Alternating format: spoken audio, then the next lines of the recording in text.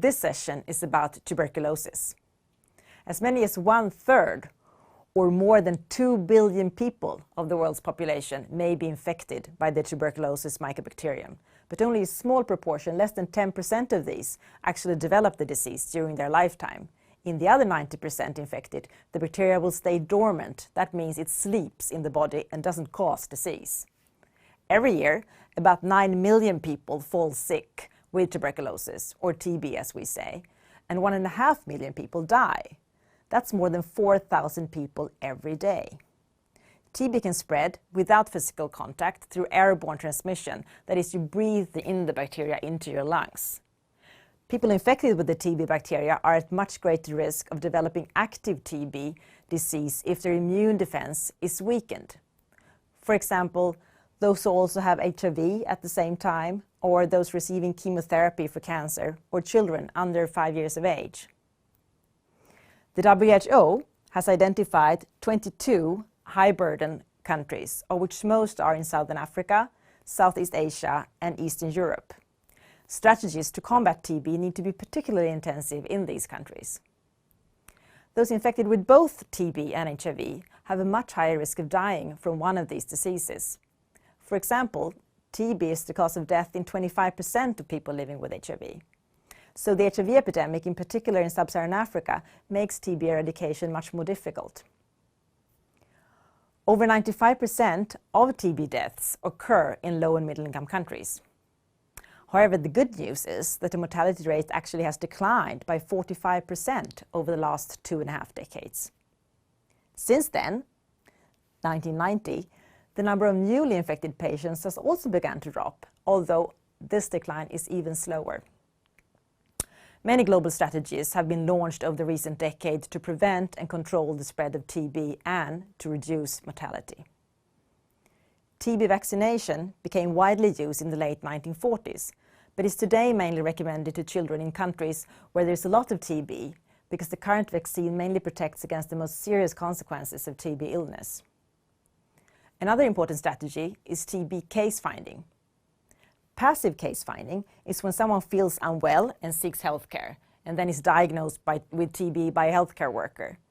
This obviously requires awareness, but also access to functioning health services in terms of diagnostics and appropriate treatment.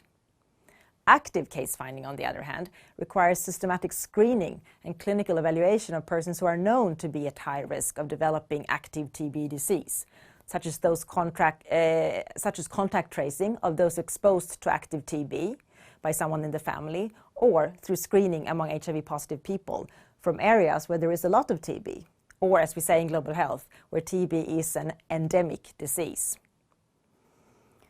Treatment for TB is long and usually involves at least 4 different oral drugs in the beginning.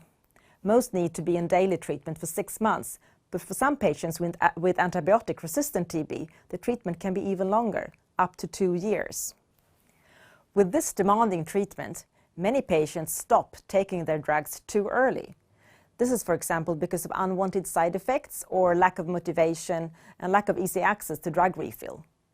When TB treatment is stopped too early, the infection doesn't heal properly, and there's also a fairly big risk that their TB becomes resistant to the most commonly used antibiotics. You will hear more about antibiotics in another session. In the mid-1990s, the WHO launched the Stop TB and DOTS strategy. DOTS stands for Directly Observed Treatment Short Course Strategy, and this is based on the idea that the best way to stop TB and also the spread of resistant TB is to ensure good adherence to treatment and also an appropriate drug combination. DOTS builds on 5 health system components, including government commitment, ensuring drug supply, proper diagnostics, proper recording, and health worker observed intake of the medicine at least for the first 2 months. Since TB can be spread via coughing and sneezing, the infection is spread most easily in houses where many people share the same room and breathe in the same air. So, socioeconomic determinants aimed at reduced crowding and poor ventilation are very important interventions.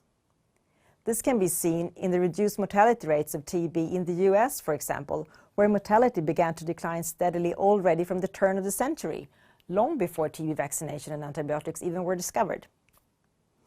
The most recent WHO strategy is the post-2015 Global TB strategy.